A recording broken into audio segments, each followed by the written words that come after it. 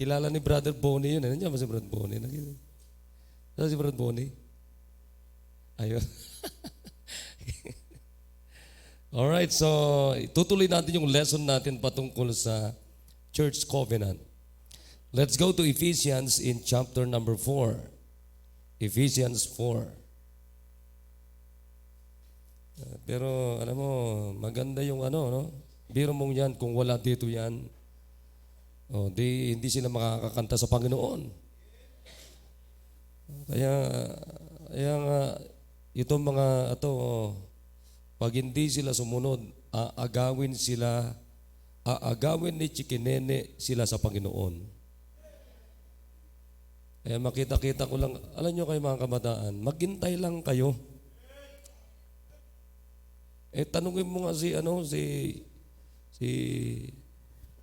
okay na to. Okay na, lagay mo lang dyan sa subuan ko. Patayin mo. Tinan mo nga si Sister Virgie, ayaw pa nga niya mag-asawa. Di ba? Kasi wala pa talaga eh. Sige, wag na natin dugtungan. Okay, Ephesians chapter 4. Nandiyan na po ba kayo? Magkaroon tayo ng salitang pagbabasa mula verse number 11 down to verse number 16 na po. Okay, verse number 11, and He gave some apostles and some prophets and some evangelists and some pastors and teachers.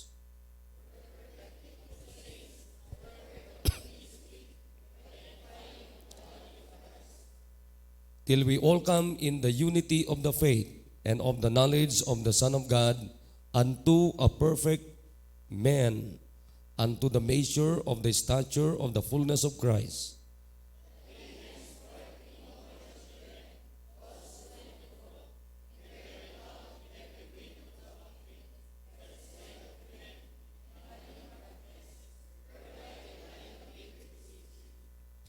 But speaking the truth in love may grow up into Him in all things, which is the head, even Christ, from whom the whole body, fitly joined together and compacted by the which every joint supplieth, according to the effectual working in the measure of every part, make it in increase of the body unto the edifying of itself in love.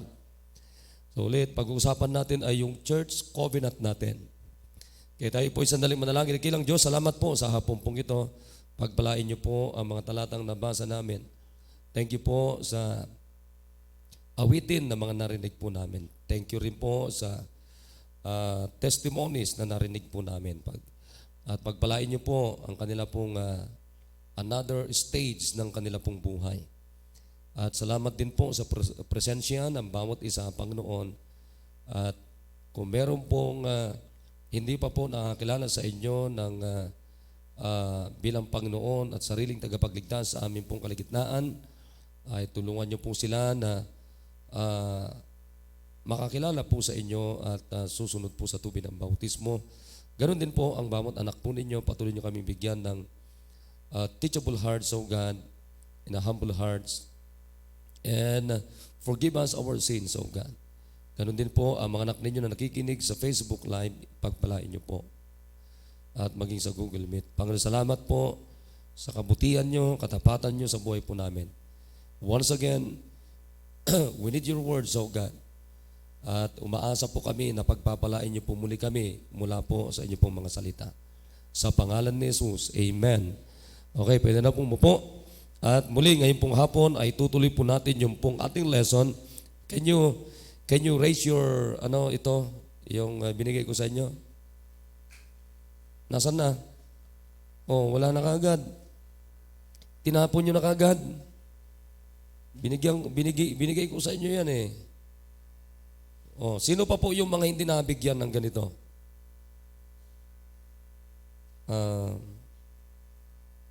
Sino pa? Sandali, kuha lang ako sandali.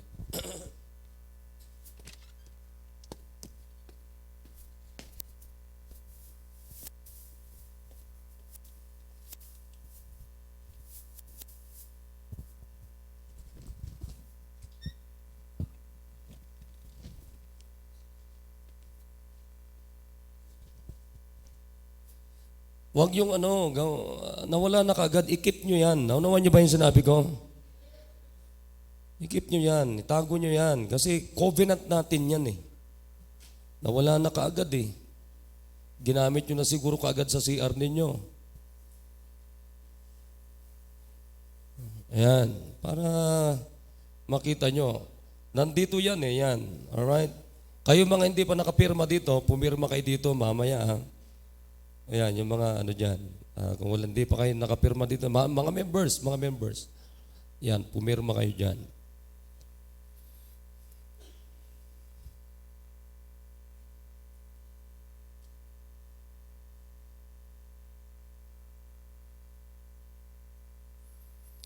Okay, meron na ba? Kakuha nyo na ba lahat?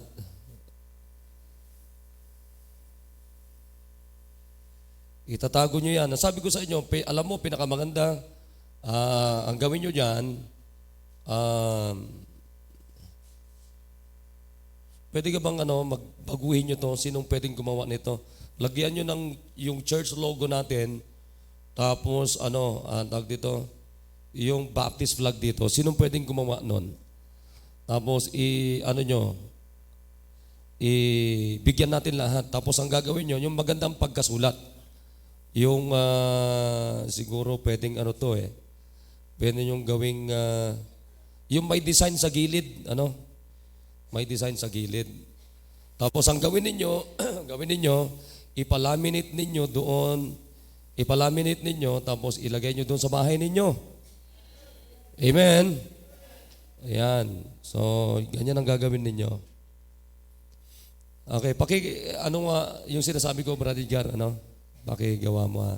So, within this week, Sunday, ibibigyan na natin sa kanila.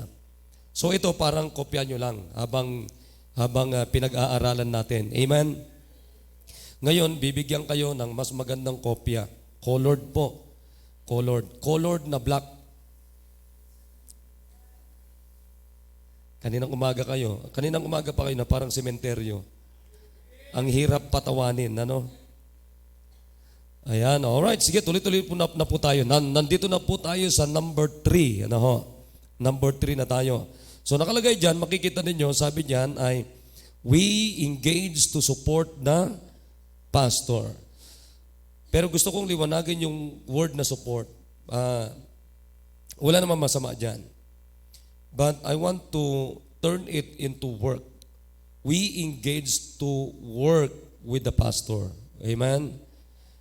Sabi diyan, in all his leadership and endeavors to give him double honor, to pray for him, to encourage him, to work with him, to seek his good welfare, and to love him. I hope mga kapatid, sang-ayon kayo dyan. Alam mo, tinuturo dito, papaano na ninyo tatratuhin yung pastor. Kasi, balikan natin yung binasa natin, para maunawaan natin. Sabi dito mga kapatid, and he gave some apostles, and some prophets, and some evangelists, and some pastors and teachers. Na makinig natin, tayo. Sino yung tinutukoy na he dyan? And he, sino yon? Jesus Christ. Amen. So sabi diyan, and he gave. Sino yung he dyan? Jesus Christ. Sino ang mga binigay? Number 1, apostles. Come on. Number 2, number 3, number 4, 5. Now, makinig kayo na maigi ha. Makinig kayo na maigi. Of course, wala ng apostles. Of course, wala ng prophets. Sapagkat ang prophets, the last prophet is, sino? John the Baptist. Amen. So siya po ang huling propeta na ibinigay ng Diyos galing sa Panginoon. Kaya kung meron pang lalabas doon, mga kapatid, meron pang lumagpas doon galing maliban kay John the Baptist, ang tawag na po doon ay false prophets. Amen. So wala na rin pong apostles, mga kapatid. Kasi ang huling apostle ng Panginoon ay si Apostle Paul. Amen. Wala na ho. Kaya kung meron pang lumagpas, pang 14 na apostle, mga kapatid, ang tawag po doon ay false apostles. Alright? Apostle. Subalit, mga kapatid, hanggang ngayon, meron pa tayong evangelist. Hanggang ngayon, meron pa tayong pastors, mga pastors. Hanggang ngayon, meron pa tayong mga teachers. Amen. Na makinig kayo na maigi. Hindi lahat pastor sa simbahan. Pero, mga kapatid, pwede kayong maging teacher.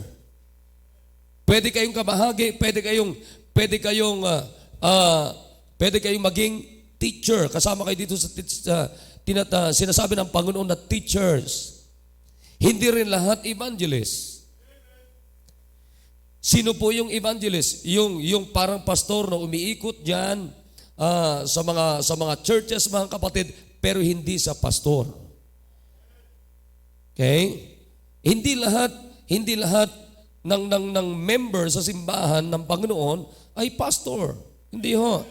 Pero ang sabi ng Biblia sa 1 Corinthians, ang sabi ng Biblia sa Romans, mga kapatid, ang katawan ni Kristo ay iba't ibang bahagi na parang katawan natin.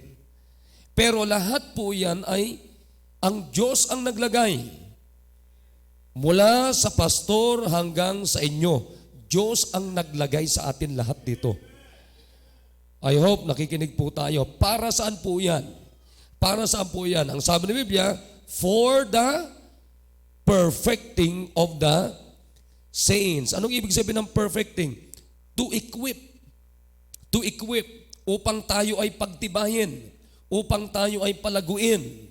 Upang tayo ay maging ganap na isang matibay na anak ng Diyos. Kaya ang sabi yan, for the perfecting of the saints, for the work of the ministry. Kasi ho, ang bawat isa sa atin ay dinesign tayo na mag-work sa ministry. Dinesign tayo na may ginagawa. Dinesign tayo na may gagawin, may plano ang Diyos sa bawat isa sa atin pagkatapos tayo iniligtas at idinagdag tayo ng Diyos sa kanyang simbahan. Amen. So, sabi ng Biblia, for the edifying of the body of Christ. Edifying means to building up. To building up, to build up, to grow up, mga kapatid, of the body of Christ. Now, tandaan po ninyo, hindi man kayo pastor, pero mula sa akin, bilang pastor ninyo, hanggang sa inyo, ay ito yung tinatawag na tayo yung tinatawag na body of Christ. Katawan tayo ni Kristo. Kaya ang totoong simbahan ay hindi ito yung building, hindi itong building, kundi tayo na nandito na nangaligtas at nangabautismuhan. At ngayon mga kapatid, we are now part of the body of Christ. Amen. Kaya nga, hindi tayo, sapagkat nasa iisang katawan tayo. Kanino pong katawan? Katawan ni Kristo. And He is the head. He is the head. Na makinig kayo na maigi mga kapatid. Kaya nga hindi tayo pwedeng magkagatan sa isa't isa, magsakitan sa isa't isa, because we are one body. Ha? Hindi ko kayo pwedeng paalisin na basta dito, hindi po, wala akong karapatan.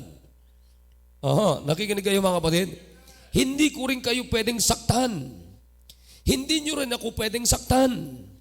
Hindi nyo rin pwedeng saktan ng bawat isa because nandito tayo, we are in the same body, the body of the Lord Jesus Christ. Kundi, mga kapatid, nandito po tayo para magkatulong-tulong tayo upang tayo po ay pagtibayin, palaguin ng bawat isa. Amen? Kaya sabi ko sa inyo, pag naunawaan nyo talaga yung design ng Diyos sa simbahan, napakasarap maging miyembro ng simbahan ni Kristo. Come on, shout amen. And then, ang sabi ng Bible dito, so we are in the body of the Lord Jesus Christ. So, sabi ng Biblia, till we all come in the unity of the faith. Na makinig kayo, our oneness in Christ does not destroy our individuality. Nakuha niyo po mga kapatid? Our oneness in Christ does not destroy our individuality. Kundi lalo tayong tutulungan mga kapatid na iisa tayo sa Panginoong Hesukristo. Iisa tayo. So sabi ng Biblia dito mga kapatid, till we all come in the unity of the faith and of the knowledge of the Son of God. Akala mo yan, iisa yung pananampalataya natin, iisa yung karunungan natin, yung knowledge natin. Anong knowledge meron ng bawat isa sa akin? Mula sa akin bilang pastor hanggang sa inyo mga kapatid, knowledge of the Son of God. Unto a perfect man. Unto a perfect man. It means matured. Matured. Amen. Kaya huwag tayong laging parang bata. Mas maganda na abutin natin yung tinatawag na maturity in our Christian faith, Christian life. So, sabi ng Biblia, unto the measure of the stature of the fullness of Christ, hanggang sa makikita mo sa bawat isa sa atin ay walang iba kundi ang Panginoong Hesukristo. That we henceforth be no more children. Yung maliwanag dito na hindi tayo parang bata lagi. Tossed to and fro and carried about with every wind of doctrine by the sleight of men and cunning craftiness whereby they lie in wait to deceive. Alam nyo, pakinggan nyo, pag lumalago ka at malago ka na anak ng Diyos, hindi ka maluloko ng paligid. Hindi ka kayang lokohin ng kasalanan. Nakikinig tayo? Hindi ka kayang lokohin. Kasi kita mo yung kasalanan. Bakit? Matured ka eh. Lumalago ka. Now, makinig kayo. Maturity is non-stop. Non-stoppable mga kapatid. Ang maturity dapat natin, paglago natin, ay walang hanggan, walang katapusan. Amen? Pwede tayong matuto ng matuto, ng matuto, ng matuto, mga kapatid, sa salita ng Diyos. At habang nabubuhay tayo, ay katapusan na dapat tayong matutos ng Word of God. Hanggang sa isang magganap na matured tayo bilang anak ng Diyos. Tingnan nyo kung saan tayo dadalihan. Sabi ng Biblia, upang hindi tayo madaya, but ito yung magandang maabot natin, is speaking the truth in love. Speaking the truth in love. Hanggang sa ang bawat isa sa ating mga kapatid, ang ating pananalita ay puro katotohanan at pag nagsalita tayo ng katotohanan ay yun yung bunga ng pundasyon ng ating pag-ibig. Pundasyon ng pagtrato natin sa bawat isa. Kaya sabi ng Biblia, may grow up unto Him in all things. Amen. May grow up into Him in all things, which is the head, even Christ. Kanino tayo lalago? Lalago tayo sa Panginoong Hesukristo. From whom the whole body, fitly joined together and compacted by that which is every joint supplieth, according to the effectual working the measure of every part, make it in increase of the body unto the edifying of itself in love. Na makinig yun.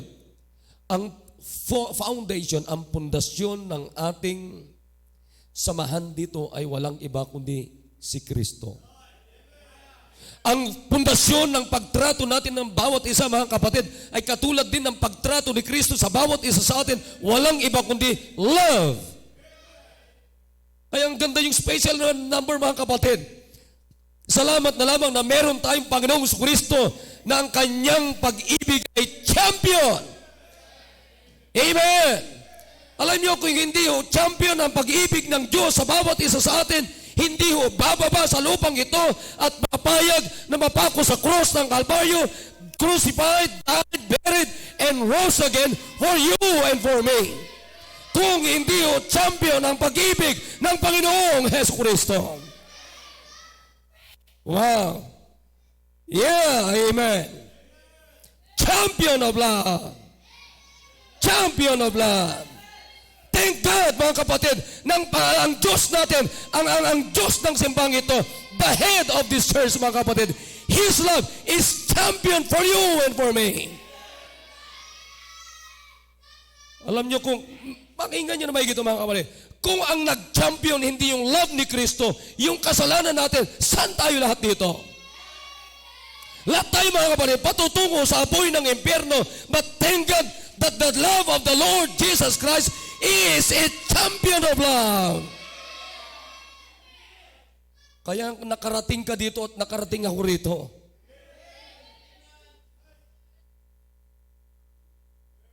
Bakit ikakasal ngayon si Dumark at saka si Tintin? Sapagat ang nag-champion sa kanila is love.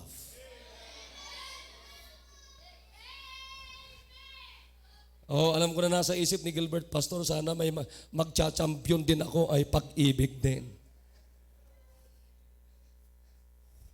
Ha? Maghintay ka lang, Brad. Makakaabot ka rin sa ganyan. Alam nyo ba, pinaka-exciting part sa buhay mag-asawa, isa sa mga pinaka-exciting na bahagi sa buhay ng marriage is the wedding.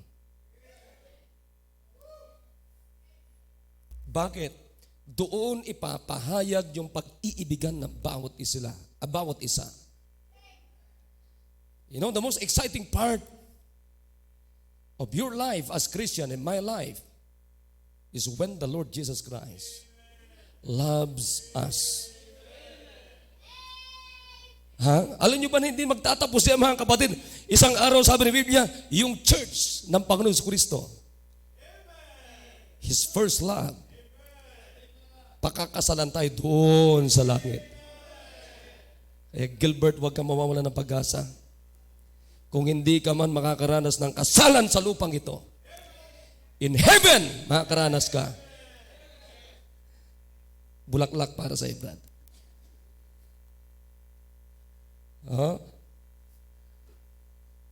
Alam niyo ba, pag pinag-usapan ng pag-ibig, everybody is smiling. Ay, abnormal ka pag may umiibig na nga sa'yo, nakasimangot ka pa. Naman niyo ba yung mga kapatid? Kaya wag niyong sasabihin, Pastor, alam mo, ang lungkot ng buhay ko. Wala man lang umiibig sa akin. Nais kong malaman mo, kapatid, na merong umiibig sa iyo at hindi nagbabago yung pag-ibig niya. The Lord Jesus Christ. Amen. Anong sabi ng Panginoon? I will love thee an everlasting love. I will never leave thee nor forsake thee. You are my first love. Kaya dapat wala tayong ibang first love kundi ang Panginoon Kristo. Amen. Hindi si Sheila ang aking first love, si Jesus Christ.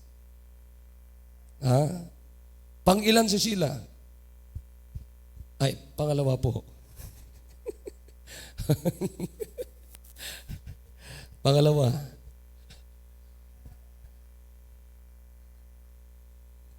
Abnormal ang tao na hindi natutuwa pag alam mong umiibig sa'yo.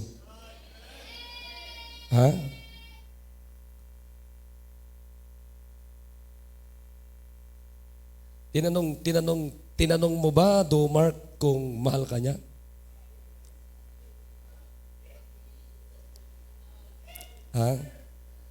Nasa si Mark? Di ko nakikita.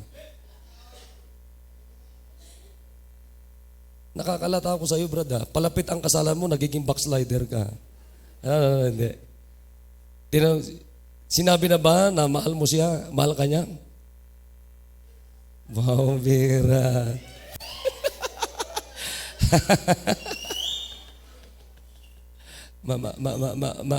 Ma'am Tin, mahal mo ba ako?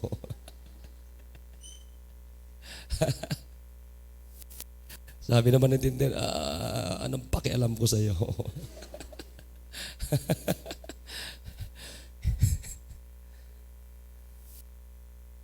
Saan sila nagkasundo?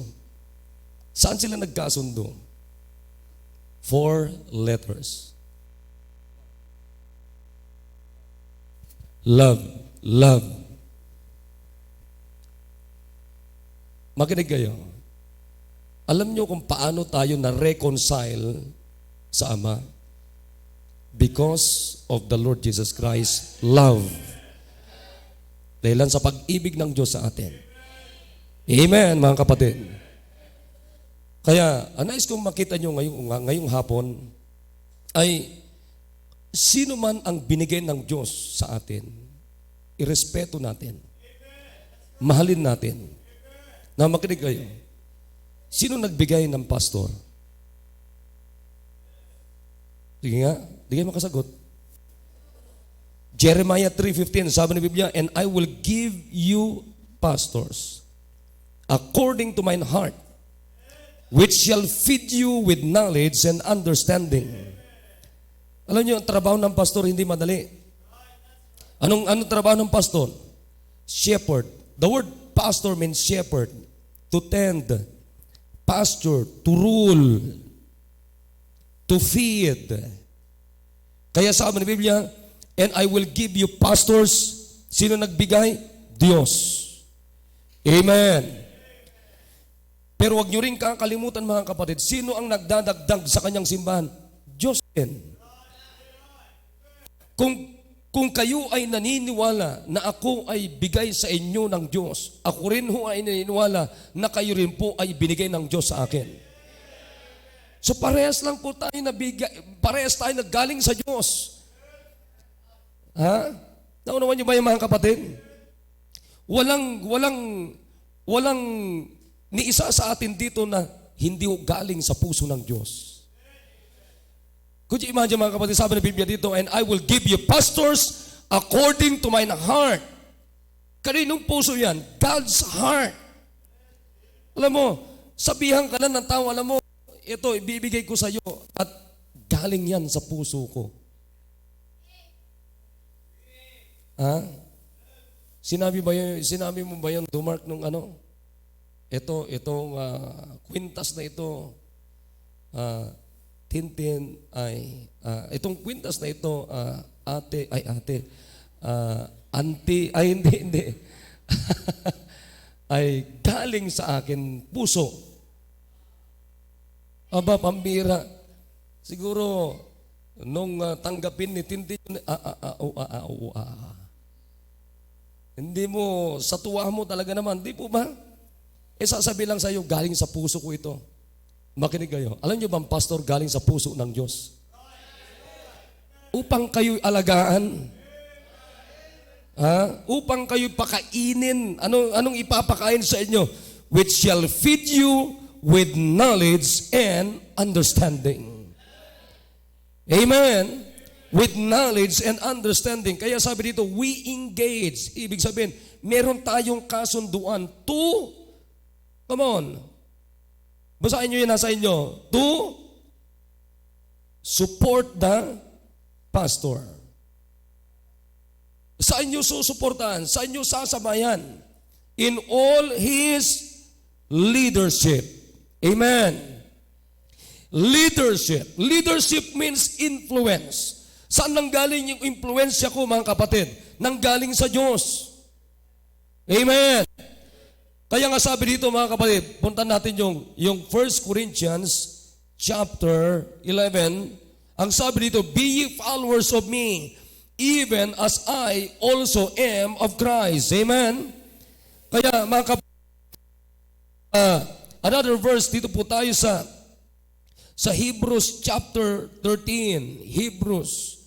Come on, number 7. Kaya makita nyo dito, ang sabi dito, mga kapatid, is we engage to support the pastor in all his leadership and endeavors. Amen. Endeavors means yung pagsisikap. Yung pagsisikap ko, dapat pare-parehas na nagsisikap, mga kapatid. Amen. Pare-parehas tayo. Pare-parehas tayo na nagtatrabaho sa Panginoon. Pare-parehas tayo na talagang nagtatrabaho na talagang hindi lang yung trabaho, basta kundi nagsusumikap tayo. Tingnan nyo na maigi why I surrendered my life full-time in the ministry. Sapagkat ayoko na meron pang kaagaw ang tungkulin ko sa inyo upang ako'y gagamitin ng Diyos, mga kapatid, na maalagaan ko kayo, lumago kayo, lumalago kayo, at malago kayo. Amen. Ang hirap Ang hirap yung may kaagaw pa yung trabaho na aalagaan ko kayo. Sa pag-aalaga ko sa inyo. Alam nyo ba, may mga pastor ngayon na meron silang mga sideline. At pupunta lang sila doon sa bahay sambahan para mag-preach na lamang. Pero salamat mga kapatid na iniwan ko yung trabaho ko. Hindi na ako nagtrabaho sa labas at ito na lang yung tinanggap ko na trabaho sapagkat ito yung panawagan ng Diyos sa akin upang kayo ay maalagaan ko spiritually, mga kapatid, upang kayo pagpalain ng Diyos, gamitin kayo ng Diyos na matapat, mga kapatid, sapagkat ito yung pinakamalaga na dapat mangyari sa buhay natin, tayo magamit ng Diyos ng matapat na paglilingkod.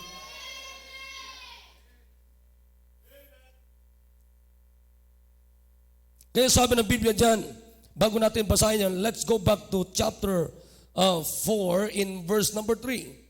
Ephesians, sabi ng Bible dyan, endeavoring to keep the unity of the Spirit in the bond of peace. Wow, amen. Yan ang maganda dyan, mga kapatid. And then sabi dyan, to give Him double honor. To give Him double honor.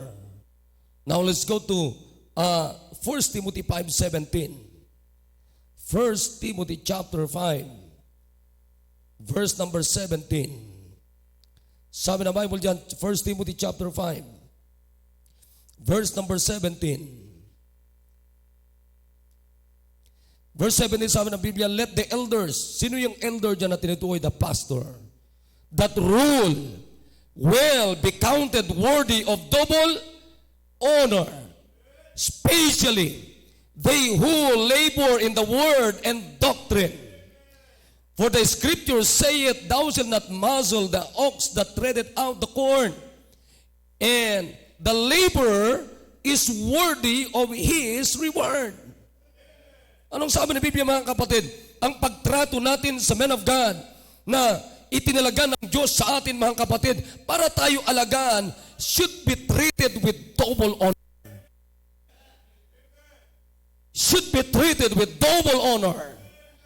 Hindi ko rin sinasabi yan sapagkat ako ang pastor dito. Sinasabi ko yan sapagkat nasa Bible yan. Ay, alam nyo, ito pang ingatan natin, kayo mga magulang. Wag na wag niyong gagawin ito na magsasalita kayo sa inyong mga anak negative sa man of God. Sasabihin ko sa inyo, mga kapatid, diyan kayo parurusahan ng Diyos.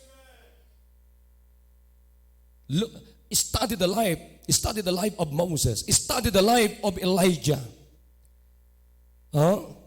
Pag-aralan nyo yung buhay ni Moses. Pag inaral nyo yung buhay ni Moses, dumating sa punto na sabi nila, yung mga kapatid niya, si Miriam, parang ikaw lang, Moses, pinapakinggan ng Diyos, ha? Parang sa tingin mo, ikaw lang ang tama, Moses, ha? Alam mo, hinahamon ni Moses sila, sige, kung sa palagay nyo, kayo rin, sa inyo rin na nakikinig ang Diyos, edi, sige, subukan nyo. Ha? Mga kapatid, nagkasakit si Miriam. Ha? At yung mga nagrebelde kay Moses, alam mong ginawa ng Diyos yung mga rebelde kay Moses, hinati yung biniyak ng Diyos, yung lupa, mga kapatid, at kinain sila na buhay yung mga rebelde kay Moses. Wag na wag ninyong sisimulan ng rebellion ng inyong mga anak, mga parents, or else, pati kayo matadamay. Sa halip, turuan ninyo, pangunahan ninyo, kayo ang halimbawa to treat the pastor of a double honor. Oh? Oh, mga kapatid. Ako, pinapasalamatan ko ang buhay ni Pastor Hill sa aking buhay. Pinapasalamatan ko ang buhay ni Pastor Ed sa aking buhay. Wala si Pastor Ed, wala tayong Pastor Hill. Wala si Pastor Hill, wala po ako sa inyong harapan. Ha? Eh sabi nga ni Freling ka, salamat po na may simbahan. Ha? Resty, ano sabi niya? Salamat po na may simbahan. Mga kapatid, sabi ko nga kaninang umaga sa mga kaninang tanghali sa mga mothers, hindi nyo pwedeng alisin sa pamilya at hindi natin pwedeng itanggi na may bahagi si Paul sa pamilya ni Timothy. Honestly, mga kapatid, alam nyo ba kung bakit ako nag-i-enjoy ako sa buhay ko bilang anak ng Diyos, bilang pastor ngayon? Because of Pastor Hill. Because of Pastor Ed. Why you are enjoying your Christian life? Hindi mo pwedeng itabi ang men of God. O sabi ko nga sa Sabado, mga kapatid, kahit kailan ba yung meeting namin? Kailan bumalik si Hensi? During the pandemic. Kung wala ng pastor sa simbahang ito during the pandemic, saan babalik si Hensi? Ha? Hindi ko makalimutan si Hensi, tumawag niya ng kaaga-aga, siguro mga alas 5, Hensi, Sabi niya, Pastor, hindi ko na kaya. Yung pala, lasing na lasing. Ha? Sabi niya, Pastor, magpo-full time na talaga ako. Dala-dala niyo mga gamit, nag-drive siya papunta rito. Sabi ko, pag nahimas-masan to, hindi na magpo-full time to. Tama. Naunawang ko naman siya. Bakit? Lasing siya, ako hindi. Oh? Pero salamat sa Panginoon, ngayon tuloy-tuloy na siya. Ngayon, graduating na sa Bible College. Sipin niyo yan, kapatid, kung walang pastor, walang Diyos, walang simbahan, walang salita ng Diyos, saan ngayon si NC? Sabi ko, tinanong ko, Pastor, nakakulong na ako. Hindi, patay ka na, Brad. Oo, totoo yun. Sinabi ko sa kanya yun. Ewan ko, natanda ni Mensi yan. Sabi ko, NC, pag hindi ka pa tumigil, Brad, mamamatay ka na. Oo. At buti naman, nakinig siya. Tumigil na siya kahapon. Tinan niyo po. Alam niyo ba na napakasarap yung may nagro-rule sa buhay ninyo? Tinan niyo, ano sabi ni Biblia? Balikan na natin, puntaan na natin. Hebrews 13:7. Remember them which have the rule over you, who have spoken unto you the word of God. Amen. Remember them which have the rule over you, who have spoken unto you the word of God, whose faith follow, considering the end of their conversation. Verse number 17. Obey them that have the rule over you, and submit yourselves, for they watch for your souls. Amen. As they that must give account, that they may do it with joy and not with grief, for that is unprofitable for you. Alam nyo, hindi kaya madali yung trabaho, kapatid, na sasabihin mo, Hensi, mali yan, Hensi, ito yung tama, Hensi, mali yan, ito yung tama. Mamaya, itong kabataan na sinasaway mo, mamaya, nandoon na naman, lihis na naman siya, mali na naman siya. Pero ang pastor lagi sinasabi, mali yan, itong gagawin mo.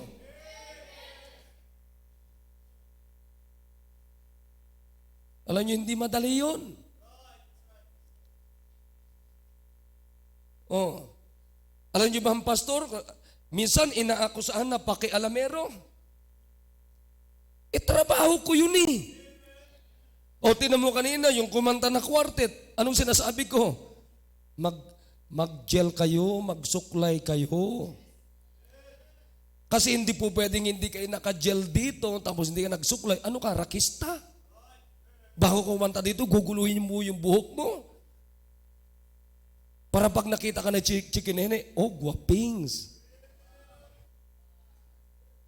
Ha? Ay, wala. Alam niyo ba yan ang uso-uso ngayon, yan ang mga gusto ng mga kabataan? Kahapon, nagpaalam ito si Maya sa akin, tsaka sino kasama mo Maya? Nasa si Maya? Uy, si Maya pala to.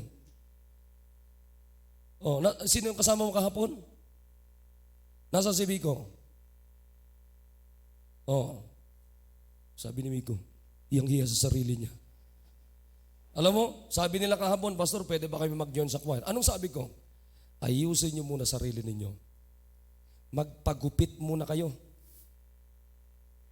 Ngayon, tumayo nga kayo. Tumayo.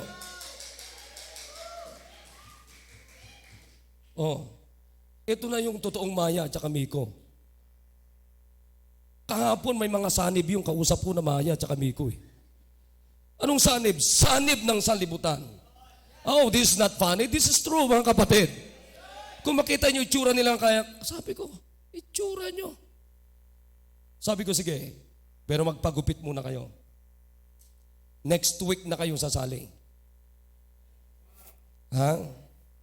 Pero pakisharean mo muna to, naninigurado lang ako. Sige, maupo kayo. Alam niyo ba yan, hindi kayo nagpapasalahan na merong ganyang simbahan na nag-aalaga sa inyo.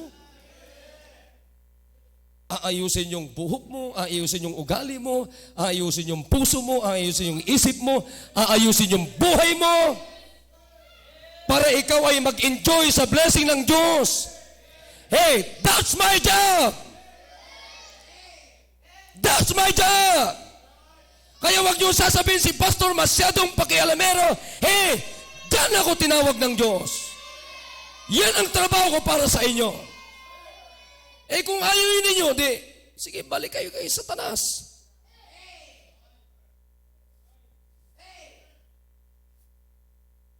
Ako yung nagsasabi na, huwag muna kayong papasok sa engagement sa isang relasyon na hindi man dapat. Ay, mamaya-maya, makikita mo na naman, nag-holding hands na naman sa city. Meron pa silang taga-video.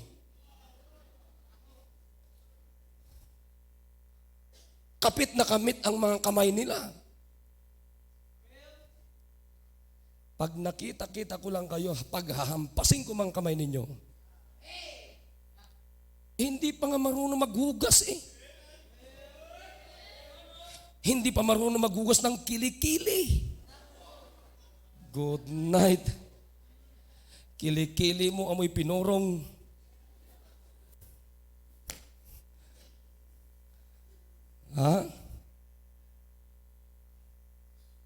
Ewan ko ba? May mga kabataan na hindi naliligo, pero merong gustong makipag-date sa kanila. Antindi ng apog mo, kapatid.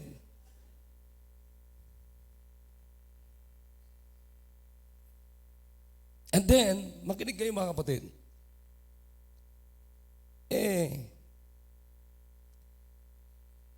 Give him double honor.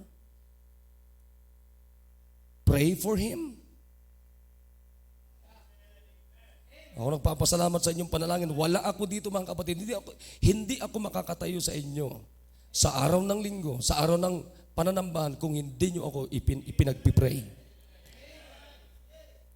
Pero pinagpipray nyo ba talaga ako? And then, hindi lang yan. Encourage him. Encourage ako ng encourage sa inyo. Encourage nyo rin ako.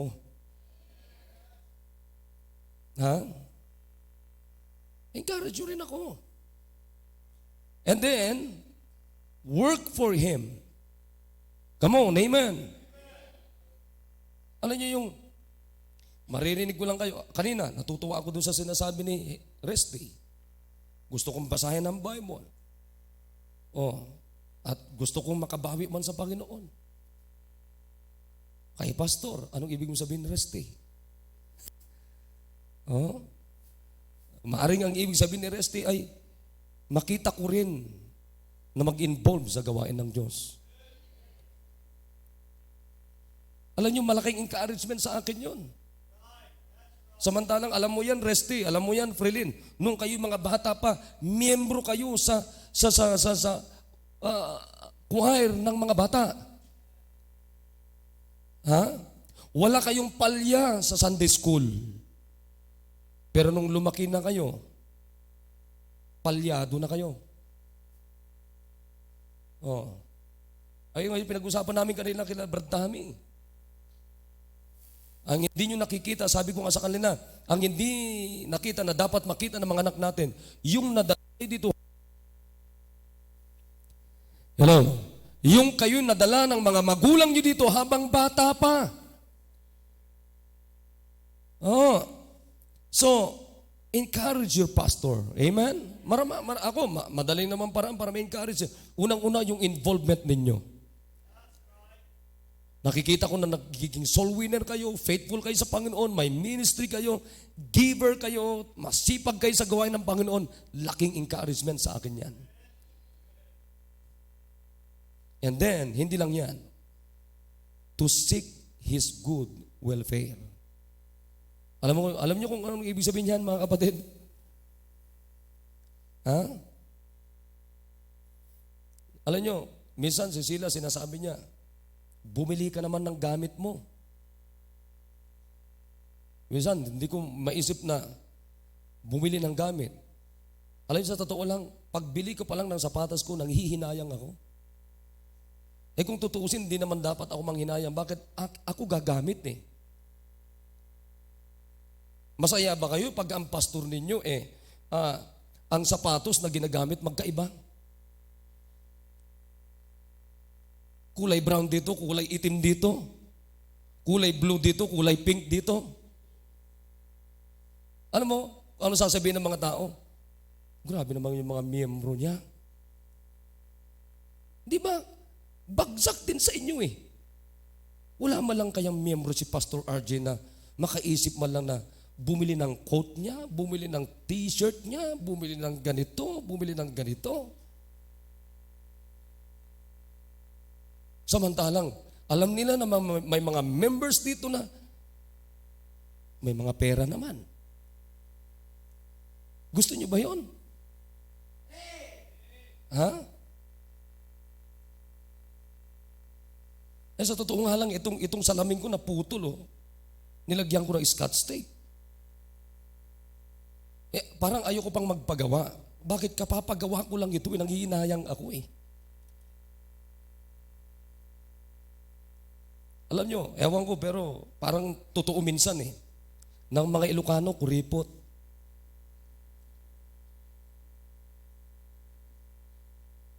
Pero parang naniniwala ako eh.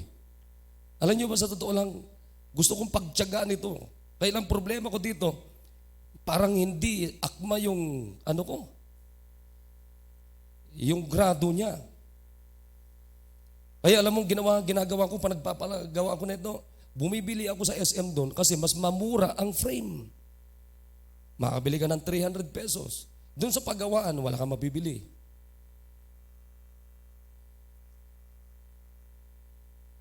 At higit sa lahat, ano yung last words? Last word dyan. And to love Him. Mahirap mahalin ng pastor pag lagi kang offended sa kanyang preaching. Kaya hindi nyo alam matutunan na mahalin ng pastor sapagkat hindi kayo lumalago. Alam mo, gusto ko yung sinabi ni Pastor Hill, lumago kayo sa pangangaral ng inyong pastor.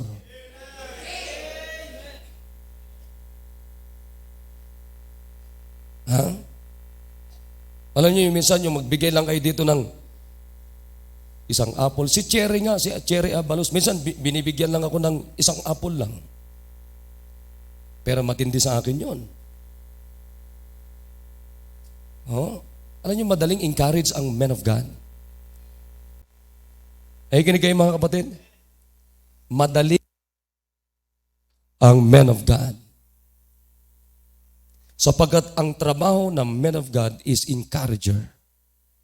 Kaya madaling ma-encourage. Anything mga kapatid na bibigyan nyo sa akin, napaka-meaningful yan sa akin. Alam nyo, pakinggan nyo, balikan natin. We engage, nagkasundo tayo to support the pastor in all his leadership and endeavors to give him double honor, to pray for him, to encourage him, to work with him, to seek his good welfare, and to love him. Mga kapatid, how do you like it? Maganda ba yung paragraph na yan? Ha? Pwede ko ba yan makita sa bawat isa? Ulitin ko po, parang napipilitan kayo. Pwede ko ba yan makita sa buhay ninyo? Oh? Alam nyo, tinan nyo sa CSI, makita nyo mga miyembro doon kung paano nila tratuhin si Pastor Hill. Good night. Sasabihin ko sa inyo. Oh? Makikita nyo mga kapatid, kakaiba. Pag December, hindi ko sinasabi to. Kasi the more na alam nyo tratuhin ang pastor nyo, God will bless you more. Lahat yan. Alam mo pagka ano yan, pagka birthday ni pastor, by group yan, may gift kay pastor yan. Bukod doon sa individual gifts. Kasi pag ginanon yung pastor nyo mga kapatid, ma-encourage din yung pastor nyo. Oo. Last December, sinong grupo na nagbigay ng regalo? Depende kasi yan sa leadership ng grupo. Kaya alam nyo ba hanggang ngayon, alam niya ni Sister Vicky yan. Pag birthday ni pastor, lagi ako nagbibigay. Hanggang ngayon. Huh? Kapatid, the more you treat the man of God, double honor, the more I believe God will bless you more. Kaya sabi ng Diyos, huwag mong bubusalan ang bibig na naggigiik ng pagkain mo. Salip, tulungan mo lalo na yung naggigiik ng pagkain mo ay lumakas pang maggiik. Prinsipyo yan ng Diyos. Sa lumang tipan pa yan, sinabi na niya yan. Hanggang sa bagong tipan. Amen, amen. Kaya mga kapatid, napakaganda na at least alam nyo, meron tayong church covenant. Now ngayon, sabi dito, we engage to support the pastor in all his leadership and endeavors to give him double honor, to pray for him, to encourage him, to work with him, to seek his good welfare, and to love him. Now, ngayong hapon, alam niyo maganda, makita po natin ito sa bawat sarili natin. Tumayo po tayo lahat.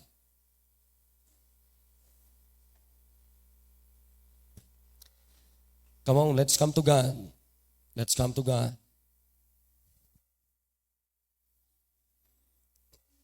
How do you treat the man of God?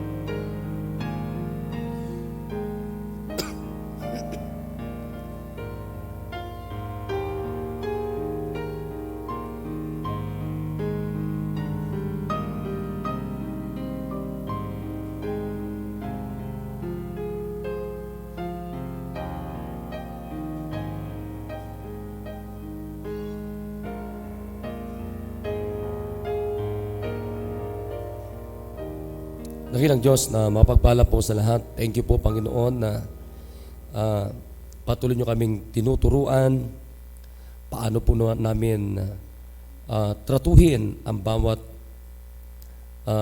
bahagi ng inyong katawan, Panginoon. From the men of God, from the pastor down to the members, Panginoon. Salamat po na meron kaming tamang pagtrato sa bawat isa, Panginoon, upang kami po ay kaaya-aya, Panginoon, sa inyong harapan. Because the church is your body, O God. Dapat lamang po nakaaya-aya po ang inyong katawan sapagkat katawan niyo po ang simbahan. Kaya dalahin ko po mula sa akin na itinalaga po ninyo hanggang doon sa bawat miyembro ng simbahan niyo po na ito, Panginoon, ay makita niyo po na ito po ay lumalago, natututo, at matibay kami, Panginoon, sa inyong salita, sa pananampalataya, Panginoon, at masumpungan niyo po na talagang hindi man po perpekto ang simbahang ito, pero nakikita niyo po, masumpungan niyo nawa, Panginoon, ng simbahang ito ay kalugod-lugod, Panginoon, sa inyo pong harapan. O Diyos, salamat po at pinupuri kayo namin, pinapasalamatan. Salamat po sa inyo pong salita. Pagpalain niyo po ang inyo pong mga anak. Sa pangalan po ni Jesus. Amen.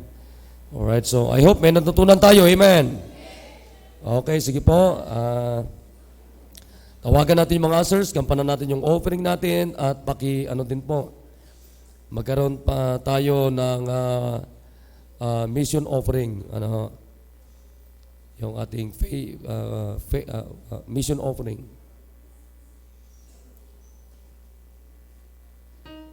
Special offering para sa mission natin.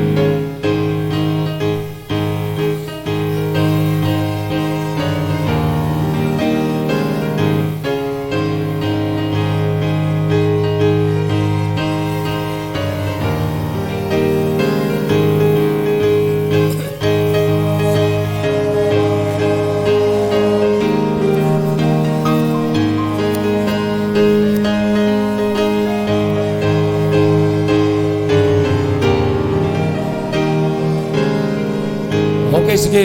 Nais ko pong ilingin ang bawat isa na patuloy tayo magbigay sa gawain ng Panginoon. At alam nyo, ganda ng prinsipyo ng Diyos pagdating sa pagbibigay. The more we give, the more we receive. And God loveth a cheerful giver. Galing sa Diyos yan, mga kapatid. Kaya yan ang magandang practicein natin sa buhay natin. Tayo po ay magpasalamat, manalangin. Tayo manalangin, dakilang Diyos, salamat po sa hapon na ito at salamat po sa mga anak po ninyo na nakadalo sa pagtitipon na ito. At salamat po sa men of God na yung pinagkaloob sa amin, sa aming pananambahan sa buong maghapon. But most especially, O God, sa mensahe na aming narinig sa hapon na ito about our church covenant, O God. At sa aming pagbibigay, pagpalain niyo po ang bawat isa na tapat na nagbibigay, especially sa mga tithes and offerings namin sa bawat commitments. At pagpalain niyo rin po ang mga anak po ninyo na hindi pa natutong magbigay, ay turuan niyo po, Panginoon, upang sa susunod na pagbibigay po namin ay makapagbigay din po sila, Panginoon. Pangunahan niyo po kami sa mga susunod na bahagi ng aming programa sa hapon na ito at patawarin kami sa mga kasalanan na gawa sa pangalan ni Jesus. Amen. Amen.